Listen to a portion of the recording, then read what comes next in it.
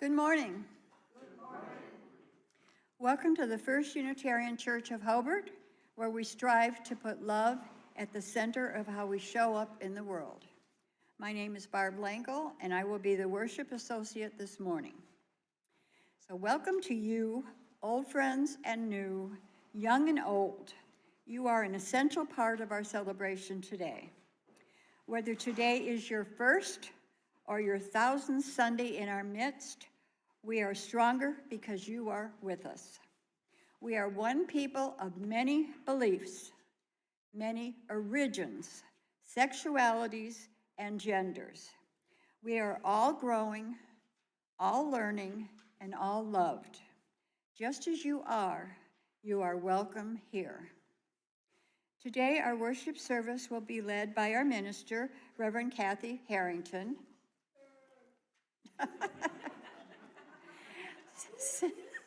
Since not everyone can attend in person, we are streaming this worship service online, and we extend a special welcome to those who are joining us virtually. Another way that we walk together is by joining together for fun and fellowship. If you have an announcement that you'd like to share, make sure by Wednesday you send it to the Spark. And the Spark comes every Friday. It gives you all the announcements and everything that you need to know. If you're not getting the Spark in your email, fill out a form in the parish hall or talk to Ashley in the office. Speaking of the Spark, this Wednesday, the 4th, at 5:30, join Reverend Cathy for a simple meal of soup and bread, followed by 5:30, followed by a service of hope, gentle music, mindful meditation, inspirational readings, and communal prayers for the world. Whoa. Hope you got that. Potluck and game night is Friday at 6:30. You bring a dish or some games or both and have fun. Super Bowl Sunday cook-off is next Sunday. I hope you've signed up. If you haven't, please sign up in the parish hall to bring soup. Either bring soup or eat soup or both. Needlework on Tuesdays at 11 a.m. on Tuesday, February 10th. Bring your current project or learn how to knit or crochet. They're not talking to me. Our UU History 101 is on the second session is on Thursday, February 12th at 1 o'clock. Reverend Cathy leads a series of classes. This next session is a question of love. We had a pretty good turnout on the first session, and I had a lot of fun. I learned about new people, and I learned more about myself. So if you're any chance you can make it, you ought to come. It's really great, don't you think? Okay.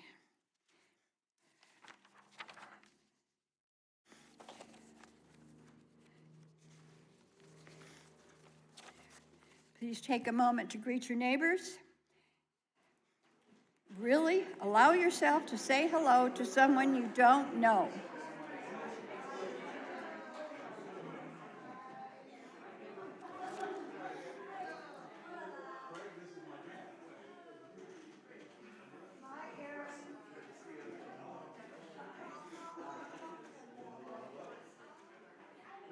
I don't have it. Please turn off or silence your devices, and as you do so, allow yourself to enter sacred time together. Take a deep breath, and another, and join in the spirit of reverence.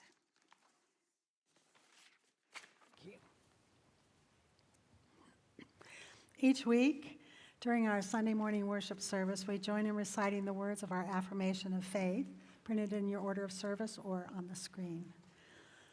Love is the doctrine of this church. The quest for truth is its sacrament. Service is its prayer. And this is our covenant, to dwell together in peace, to seek the truth in love, and to help one another.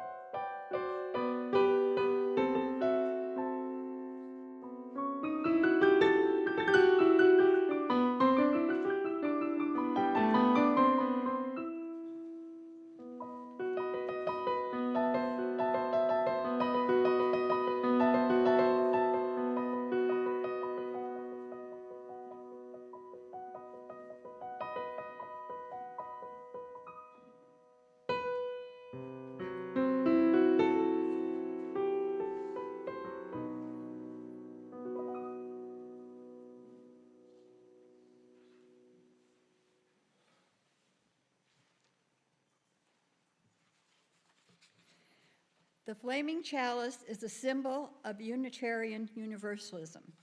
It suggests the transformations that take place when we are held together within religious community. When we light the chalice in worship, we illuminate a world and that we could feel called upon to serve with love and a sense of justice. Please join me by reading the words on the screen or in your order of service to light the chalice. We gather this hour as people of faith, with joys and sorrows, gifts and needs. We light this beacon of hope, sign our quest for truth and meaning, in celebration of the life we share together. Now please stand for the doxology.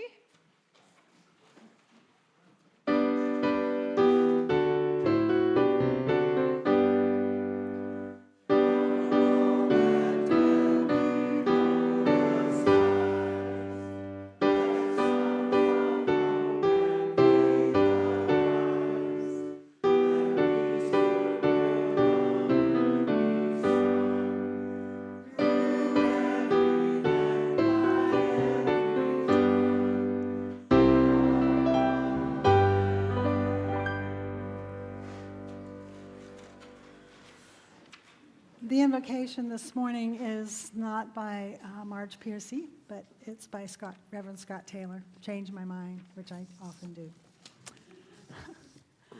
You know, things happen, right? So Scott Taylor is he's the co-founder of our Soul Matters themes. And the theme for February is resistance, appropriately. Resilience. Resilience. Last month was resistance. We gather on the edge of another week, and for some of us, on the edge of our strength. We come buoyed by the events of our week or weighed down by them, or we arrive in some paradoxical mix thereof. We are here in our Sunday assembly of hope and restoration. At times we come weary and worn, and for some that is how we arrive today. At other times we come with questions, a longing, or something to offer. But for those who come today, shattered, broken, lonely, and lost, let us offer our prayer of resilience. Again this week, we test the tender places in our hearts and in our lives to see what healing may occur. Gratitude is often a source of healing. We give thanks for the landscapes of grace in our lives, for music and for good companions, and for the guiding principles and examples of integrity around us. We give thanks for all that lifts us up and for the lessons that lead us on, and for the times we are brought low by anxiety or adversity. May we remember the hidden wells of love we can tap into. May we know that we do not strive in vain, that we are part of a chorus, that resilience is in our bones, that peace will prevail on earth and in our hearts, and that healing and grace come like soft rain. Thich Nhat Hanh once said, "The next Buddha will not take the form of a person. The next Buddha will rather take the shape of a community that practices understanding and loving kindness, a community that practices a way of conscious living. This may be the most important thing for Earth's survival." I believe that what we are witnessing today in the form of nonviolent protests and resistance around our country and around the world is that community power, and it is, folks, it's working. Please rise in body or spirit as you are able and join me in singing "We Are a Gentle, Angry People," 170.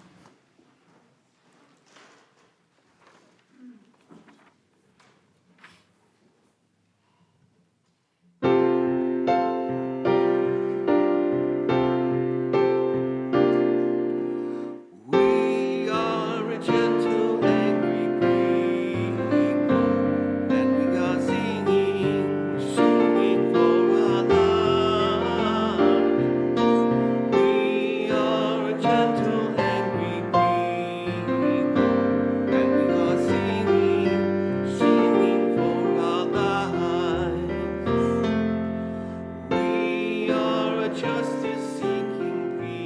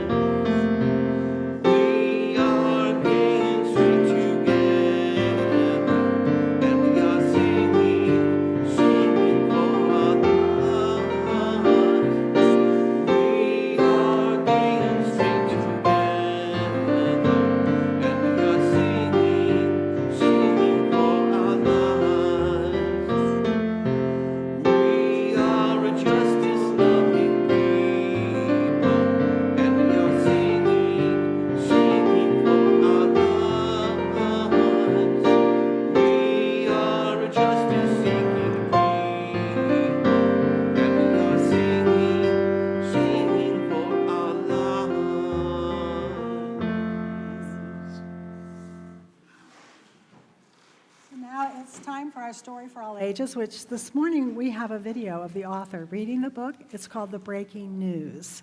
And any of you with young children who are concerned about what's going on in the country and need to know how to speak to your child about that, I have a handout that I can share with you. But this is a story. Here we go.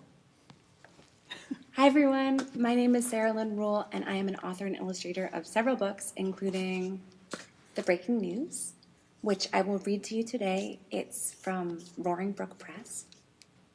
I also wrote and illustrated several other books, including Allie All Along, which is from Sterling. It's about really big feelings. And this book, which just came out a couple weeks ago, it's a really silly book with all nonsense words called NERP. It's about picky eaters. And I also wrote and illustrated these books. They're Lift the Flap board books from Simon & Schuster. This one's called Pet the Pets, and this one's called Farm the Farm. So with all of these books, I'm hoping to do some more read-alouds in the next couple weeks. But for today, we're going to start with the breaking news because I've been getting a lot of requests recently from librarians and teachers asking for a breaking news read aloud to share with kids who have been stuck at home while their schools and libraries are closed. So this book is about a little girl who notices how the news has been affecting the grown-ups in her life. And she decides that she wants to try to do something to help make things better. So here we go.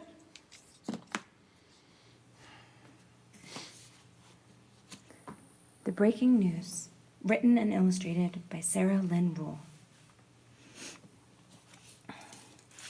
When we open the book, you can see the end papers, which are the pages that are glued down to the cover. You can see a whole bunch of children, they're mirrored on both sides. And how are they feeling? Not so good, right? Okay, so that's the end papers in the beginning. And this is the title page. The breaking news.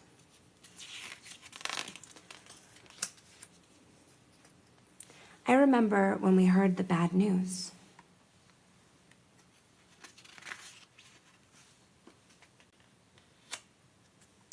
So this image is a lot like the first one, right?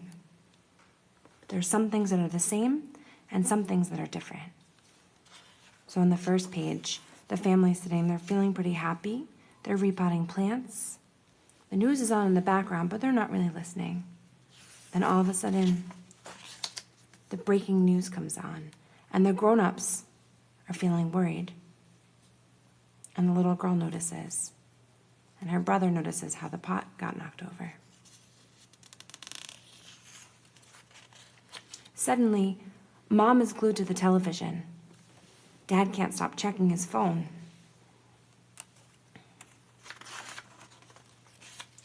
They whisper, and I pretend not to hear. It is more than a little scary.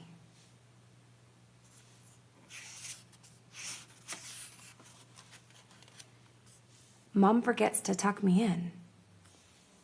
Dad is too tired for bedtime stories.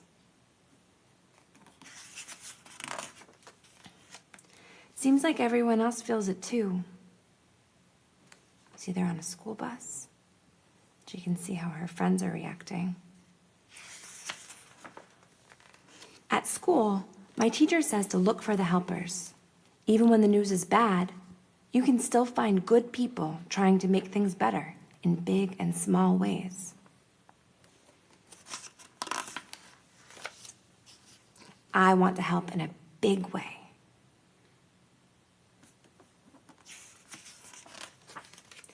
I decide to put on the funniest show ever to make everyone laugh again. But the grown-ups don't feel like laughing. Where are the grown-ups looking? Are they looking at the funniest show ever? I tell them about the force fields I'll invent to keep us all safe. But their smiles are tiny and sad. You can see this force field for Dad, Mom, me, Ollie, and Bella.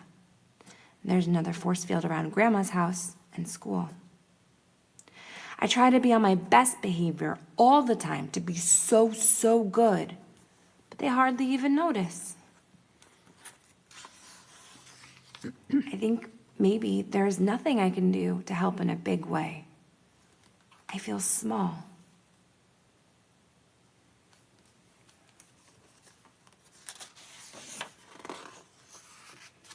So maybe I can try to do just one small thing.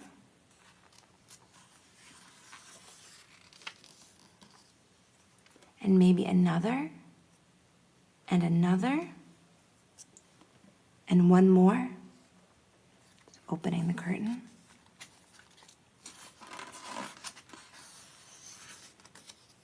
Small things don't solve everything. The bad news is still there, after all. But then again,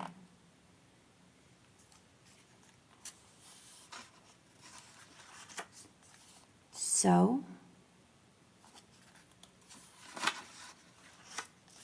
are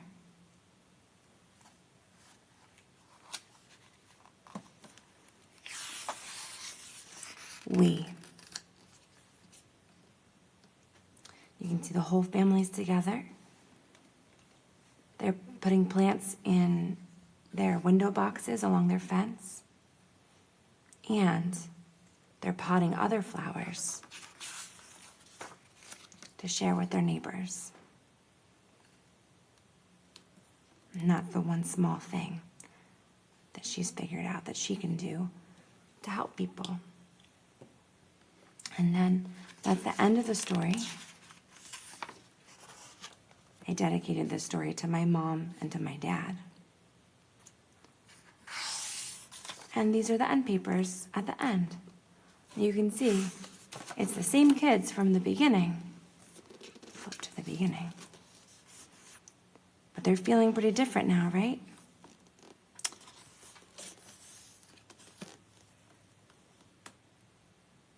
They're sharing things to do.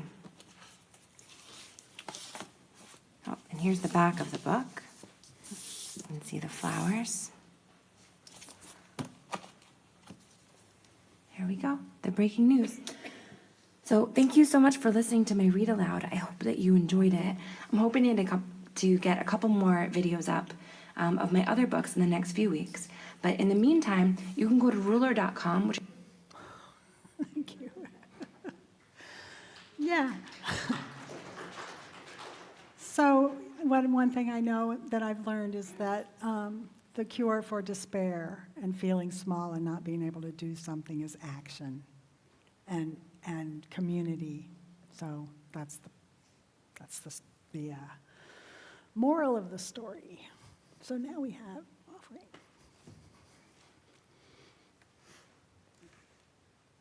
Each week, we share a portion of our Sunday offering with a social justice cause outside of our church walls.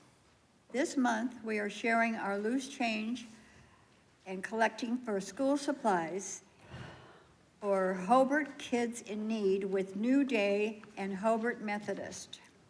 Donations in the basket will go to sustaining the mission of our congregation, and donations in the cups goes to help buy school supplies for Hobart children. For those not with us today in person, there's an online link for both one-time and regular donations.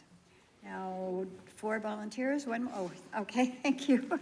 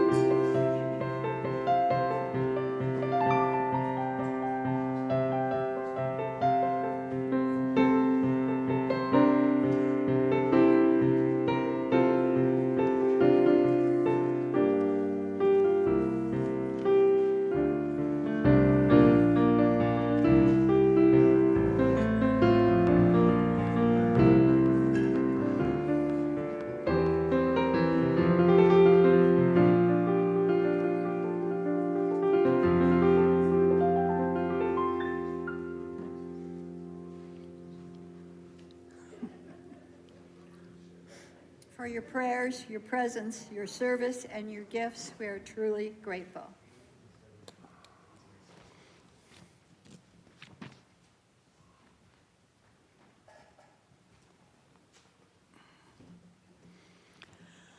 In the center of our service and in the center of our lives, let us pause to honor the silences of the world.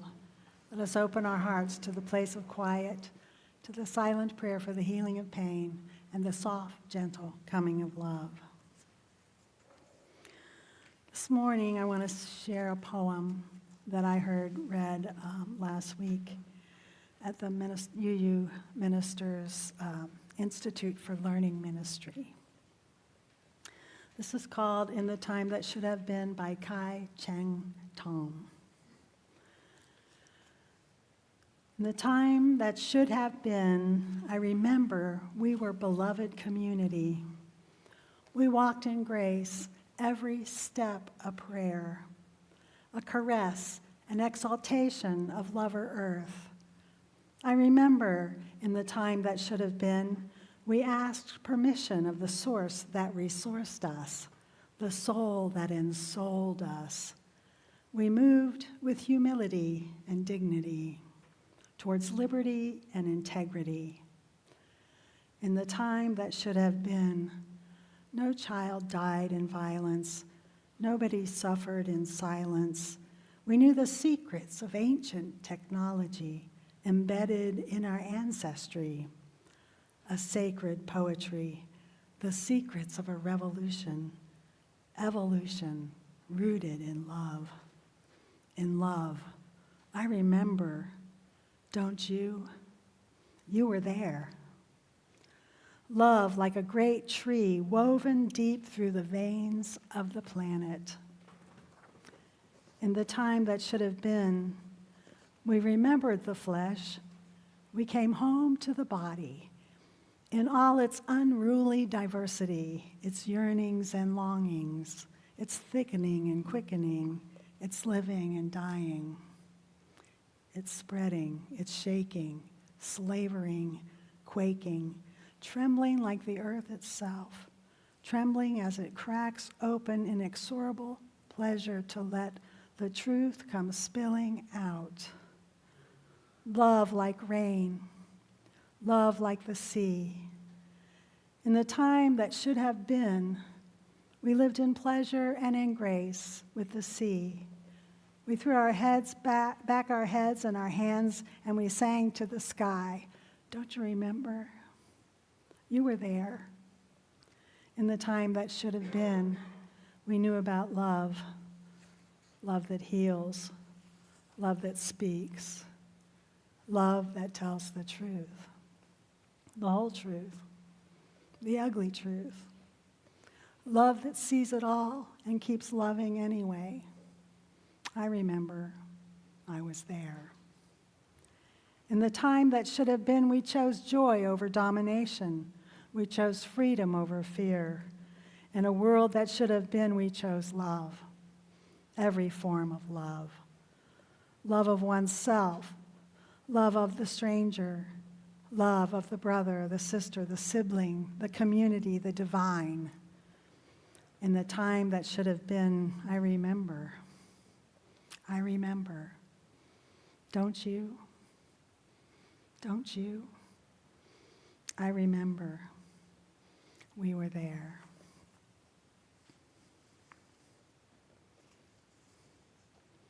Kai Cheng was the keynote speaker for the UUMA Institute. She told us, go into the dark.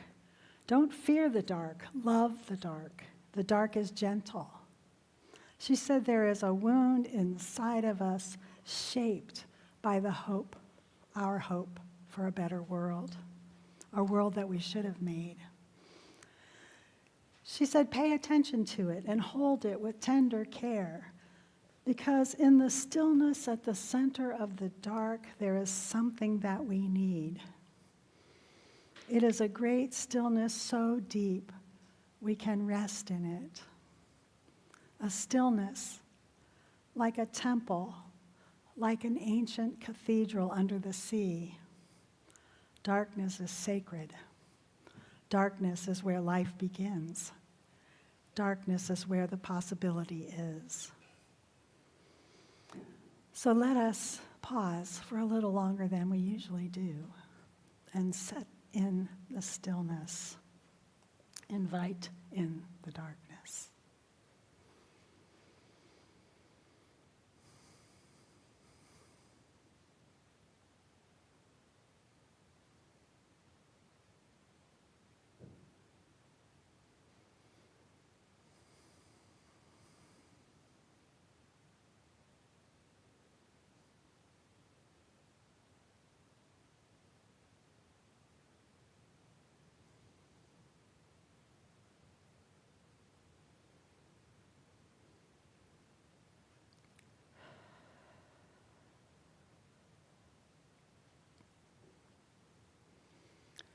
I invite you now to come forward and light a candle of memory or hope or just sit quietly as the music continues to hold us in a meditative space.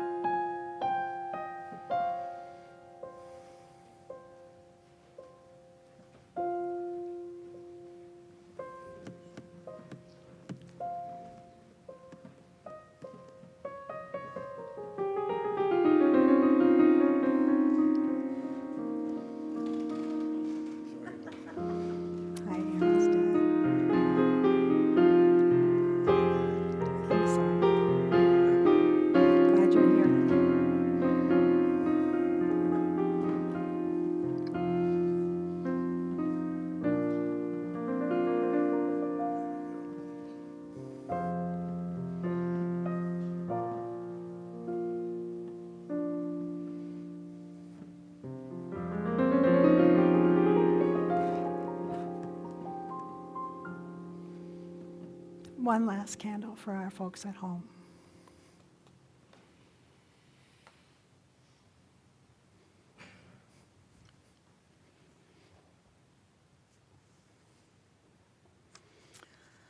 And now let us fill this sacred space with the names of loved ones that we hold close in our hearts this morning, some suffering and sorrow and some celebrating in joy.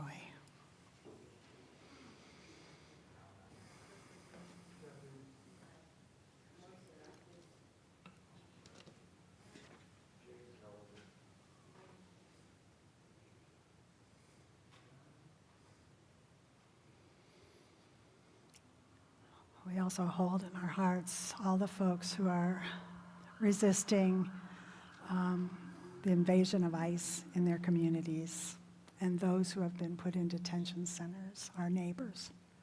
We hold them close. May they feel the warmth of our embrace.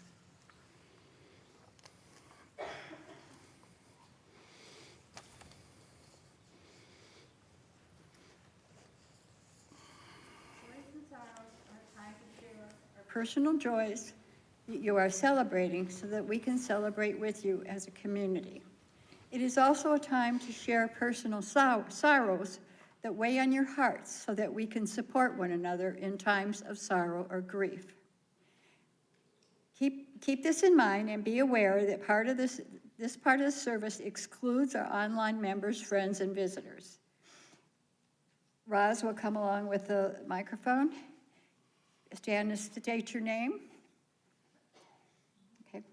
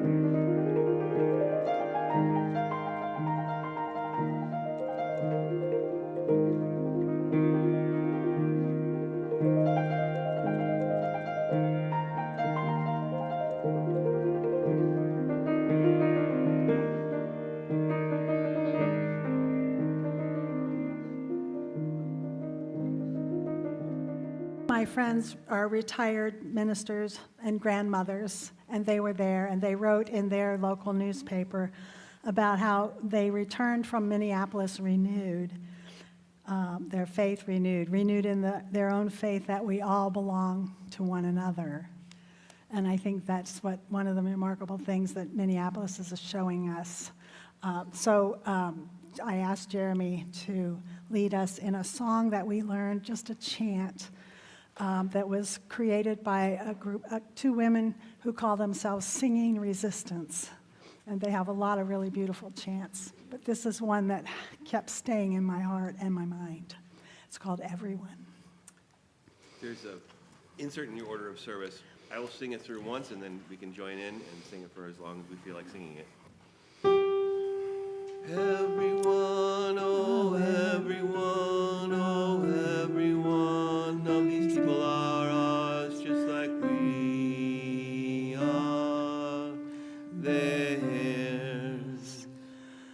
We belong to them, they belong to us. Everybody.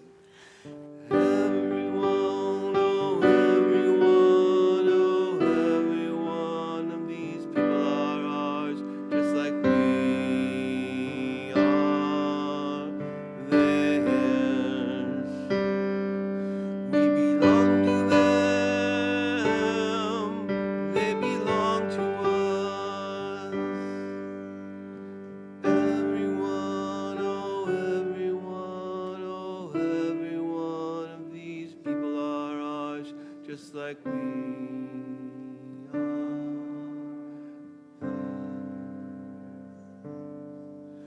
We belong to them, they belong to us.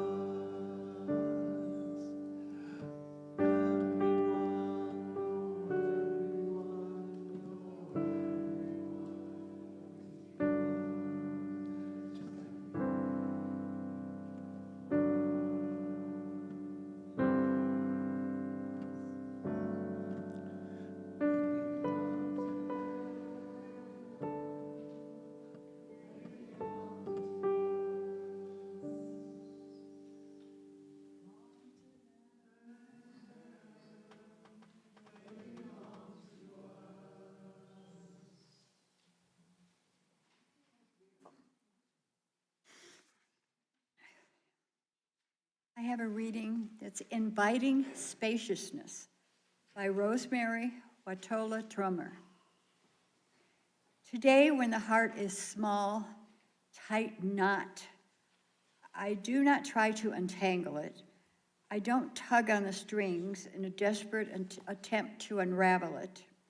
I don't even wonder how it got so snarled.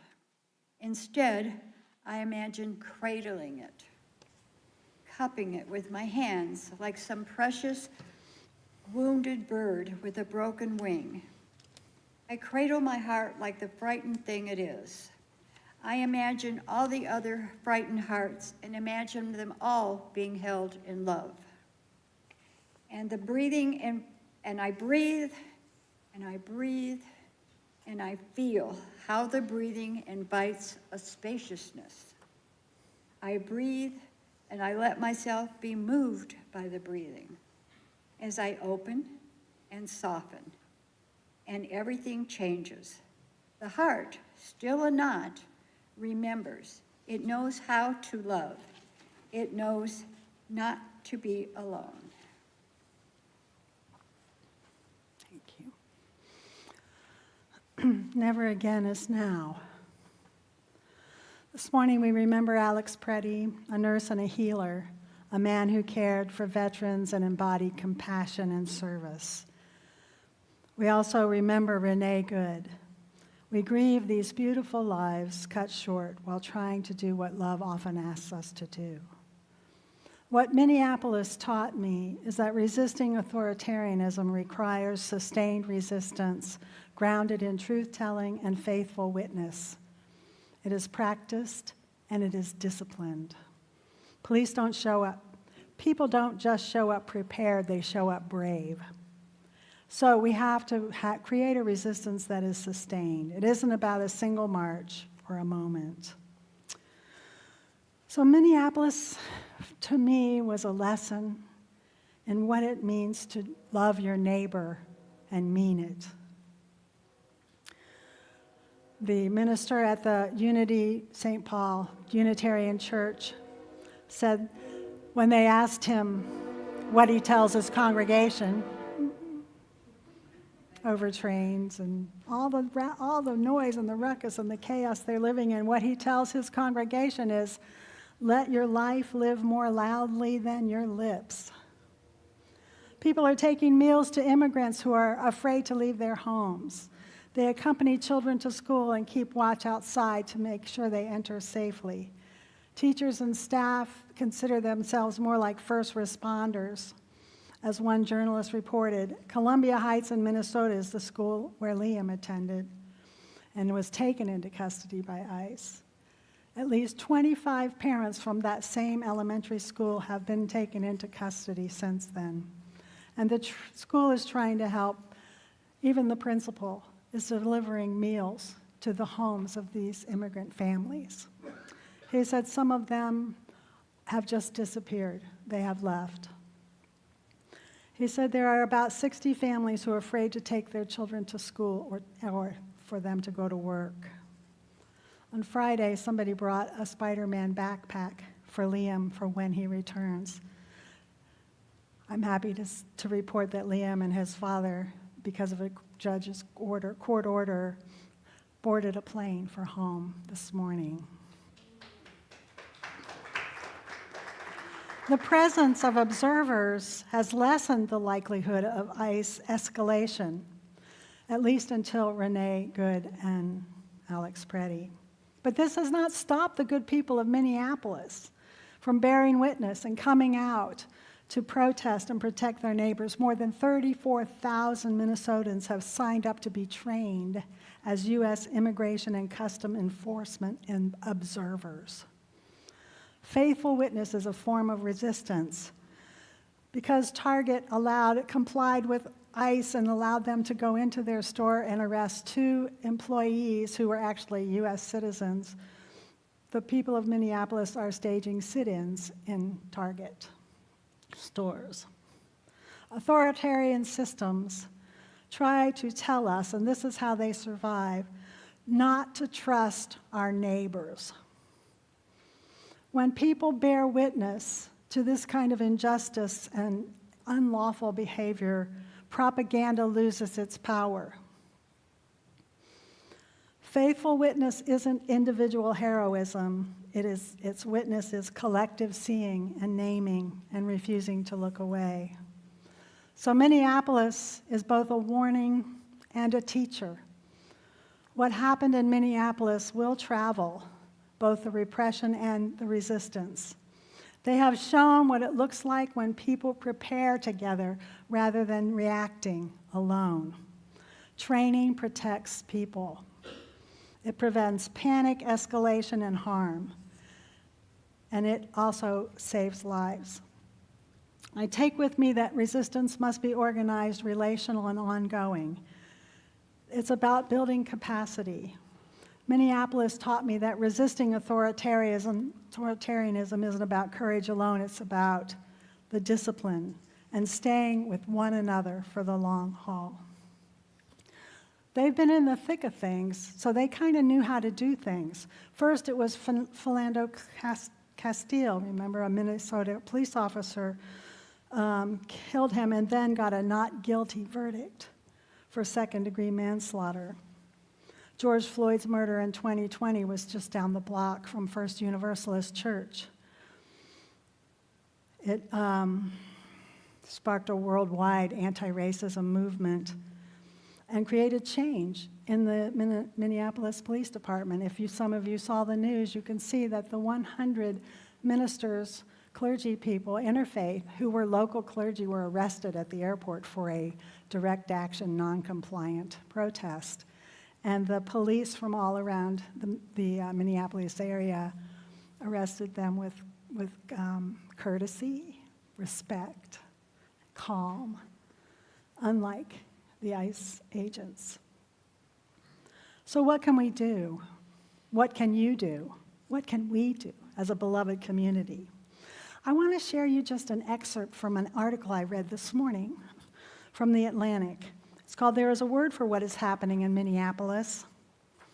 What ICE opponents are doing in Minnesota is part of a long and successful historic tradition, dissidence.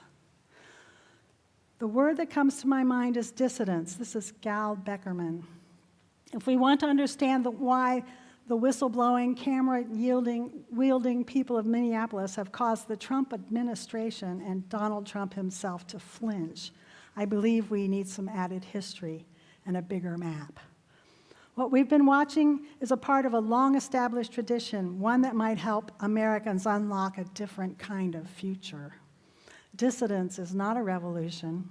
It's not even political opposition. It's something much more elemental. It emerges in environments where power, usually government power, tramples on basic conditions of life as people know and value them. We recognize what this means in Minneapolis. People do not like to see their neighbors terrified and rounded up. They do not like to see masked men with guns acting with impunity. They do not like their children being afraid to go to school. Unlike the Pussy Hat protests that immediately followed Trump's first inauguration and launched what came to be known as the resistance, the reaction of regular people in Minneapolis is not fundamentally an ideological or policy disagreement with the administration. The movement has arisen on the city's frigid streets is about defending what any reasonable American would call normal, the expectation of a life without the threat of violence and coercion. I highly recommend that you read this article in its entirety. Minnesota ministers and pastors were asked what we can do, what congregations and churches can do, and what they said is important. We don't have time to go through all of it this morning, but I'll just highlight some. Don't wait. Prepare now. Do not passively wait for ICE to come to our community before trying to organize. Begin preparations now so that you are ready. And calm and have the resources you need. Take stock, have a plan, and be ready to respond at a moment's notice. This one I think is really important. Building relationships and finding your superpowers. This is what's been happening in Minneapolis since Castile's murder. It's critical for congregations and clergy to build relationships before a crisis. Proactive partnerships with schools and community organizers are essential for earning trust and being the first call when help is needed. Reach out to established, trusted organizations so that the network is in place before ICE arrives. No congregation can do it all. Pick one lane and own it. Do some asset mapping to find out what is your congregation's superpower to be highly effective while avoiding burnout. Whatever you do well, food ministry, childcare, hosting meetings, lean into that strength and offer it for the community. Safety and community leadership, prioritize safety and legal issues, locked doors, trained guards, walkie-talkies, and marked safe spaces are essential. But above all, let the community lead. Center the agency of vulnerable people by asking about their needs and following their decisions, even when those choices feel risky or uncomfortable. For white clergy and congregations, this means quelling the white savior complex, checking the ego, and taking direction from people of color. And so I just want to know, if you had to answer the question quickly, what is your congregation's superpower? What is that? Talk? Communication? Location. Community. Could we host a training? We don't have a lot of space, but we have a lot of interfaith connections. Have a training Maybe bring someone from Minneapolis to come in and do a training. We have an extra kitchen downstairs. That's true. They also recommend that we all learn to be a calm, non-anxious presence. One of the first things they taught us, the first day when we were all there, 1,200 clergy in this gorgeous big Trinity Presbyterian Church in Minneapolis. Don't forget your breath. The situation can be scary. When you're caught in that, remember to breathe. Breathe in deeply and breathe out. We have that wonderful song called The Breath. When I breathe in peace. When I breathe out love. So they also suggest that a white clergy person and a collar accompanying someone to a nice check-in often improves the outcome. Reach out to immigration attorneys and community organizations that can train you for this work. And learn how to use, this is important, learn how to use digital and language tools. So some of us are not so good. One of the things that we did in Minneapolis was we all were on a Signal. We had downloaded the Signal app and we had a chat, which is pretty safe, believe it or not, still from being listened into. The Border Patrol, they are using a lot of technology, AI, facial recognition, lots of different things. And so we have to remember, self-care. We have to remember racial dynamics. We have to constantly be remembering our privilege. Don't assume vulnerable people will trust you just because you're a part of a congregation. Some are well-meaning and others are not. This means the church community is now vetting the church, not the other way around. We are the ones being vetted by communities that are in the most danger. So we have to build those relationships now. How can we build relationships with our neighbors? I think we haven't really done enough to really be true neighbors to our immigrant and people of color in our neighborhoods. So what's happening in Chicago and happening in Minnesota and Portland, Maine, is a moment of clarity for congregations to truly understand their mission. There's no better time, the pastors say, to be a Matthew 25 church, getting prepared and then networking with others and helping the most vulnerable. We do not do this work alone. One of the biggest strengths we have is that there are more of us than there are of them. This means it's easier for us to take care of ourselves, to rest, and let someone else do what they're good at and focus on what they're doing.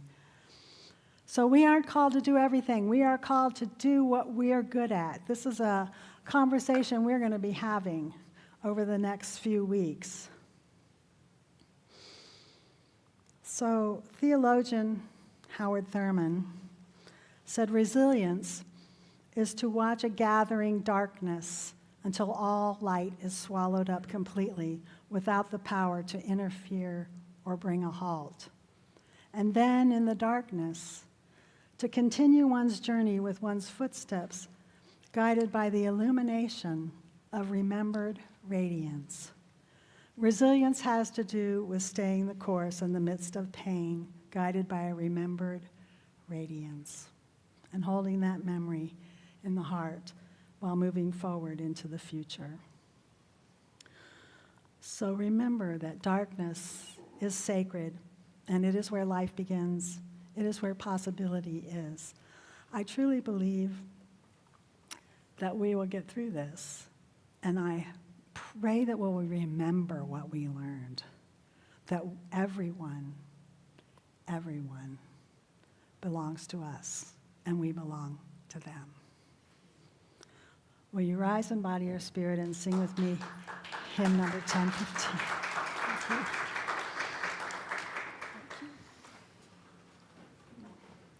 I don't...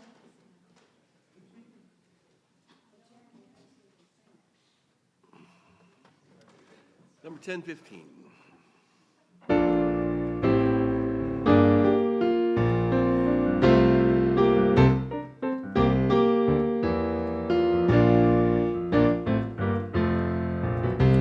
Though days be dark with storms and burdens weighing on my heart, though troubles wait at every turn, I know I can go on. Sorrow heals my soul, and burdens make me strong. Though troubles wait every turn, I know I can go on. My sister in my heart, my brother in my song. Though troubles wait at every turn, I know I can go on. Though the journey is long, the destination is near. Though troubles wait every turn, I know I can go on. So brothers, my hand, and sisters, sing my song. Though hope awaits at every turn, I know I can go on.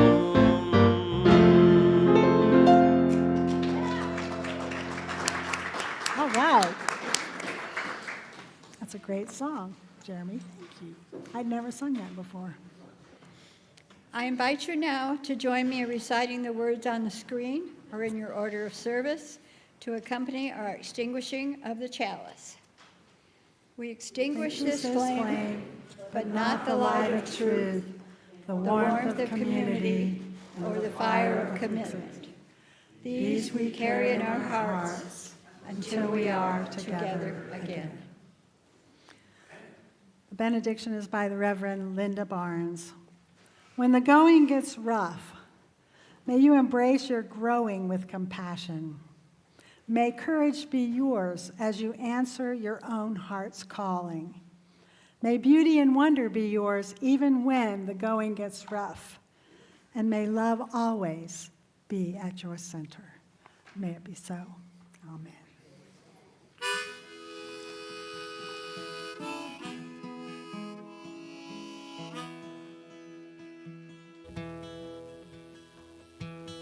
Come, my friend, you do not walk alone.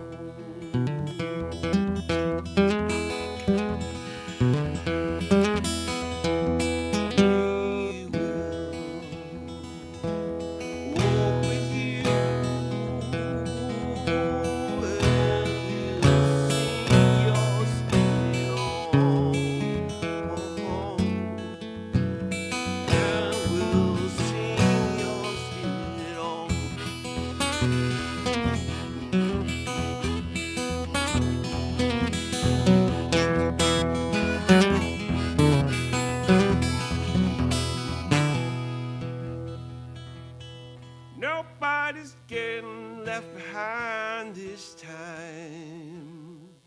Nobody's getting left behind. Nobody's getting left behind this time. We'll get there together if we ever get there at all.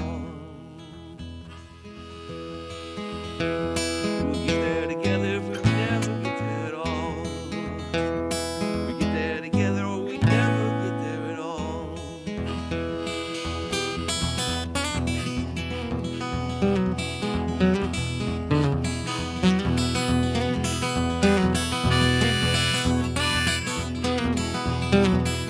Nobody's getting left behind this time. Nobody's getting left behind.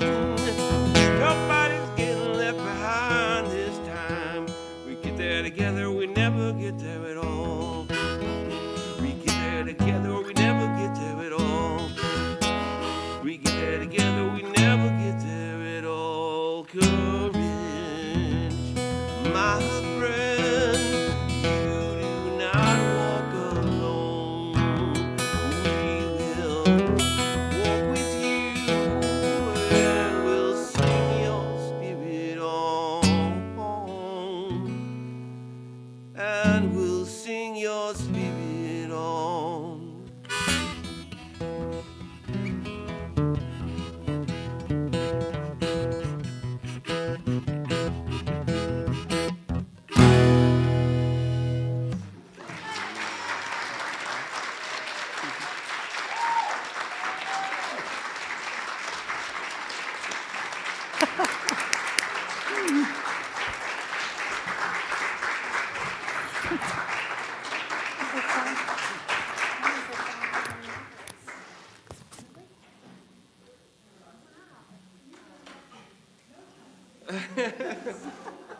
Yeah, no, we're gonna do it again, the whole choir version of it, but I appreciate it.